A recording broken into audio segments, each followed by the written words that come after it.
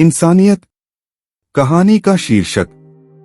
एक बार की बात है, बनारस में एक चर्चित दुकान पर लस्सी का ऑर्डर देकर हम सब दोस्त यार आराम से बैठकर एक दूसरे की खिंचाई और हंसी मजाक में लगे ही थे कि एक लगभग 70 से 75 साल की बुजुर्ग स्त्री पैसे मांगते हुए मेरे सामने हाथ फैलाकर खड़ी है।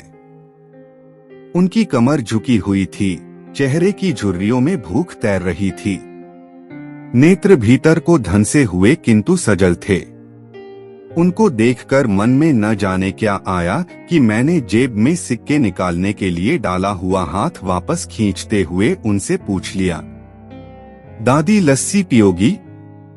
मेरी इस बात पर दादी कम अचंभित हुई और मेरे मित्र अधिक, क्योंकि अगर मैं उनको पैसे देता तो बस 5 या 10 रुपए ही देता, लेकिन लस्सी तो 25 रुपए की एक है। इसलिए लस्सी पिलाने से मेरे गरीब हो जाने की और उस बूढ़ी दादी के द्वारा मुझे ठगकर अमीर हो जाने की संभावना बहुत अधिक बढ़ गई थी। दादी ने सकुचाते हुए हामी भरी और अपने पास जो मांगकर जमा किए हुए 6 से 7 रुपए थे वो अपने कांपते हाथों से मेरी ओर बढ़ाए। मुझे कुछ समझ नहीं आया तो मैंने उनसे पूछा, ये किस लिए? इनको मिलाकर मेरी लस्सी के पैसे चुका देना बाबूजी। भावुक तो मैं उनको देखकर ही हो गया था। रही बची कसर उनकी इस बात ने पूरी कर दी।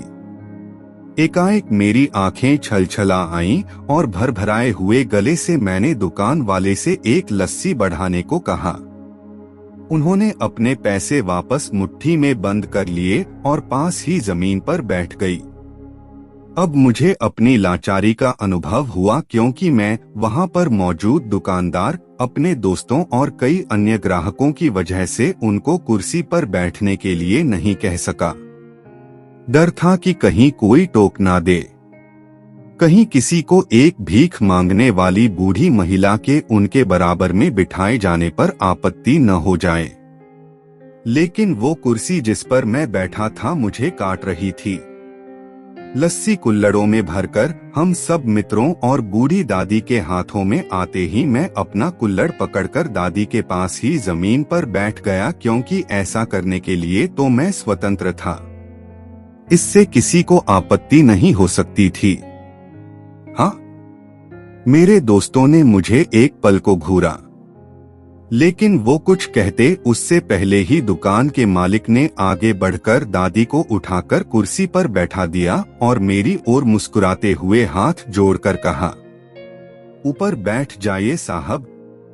मेरे यहाँ ग्राहक तो बहुत आते हैं, किंतु इंसान कभी कभार ही आते हैं।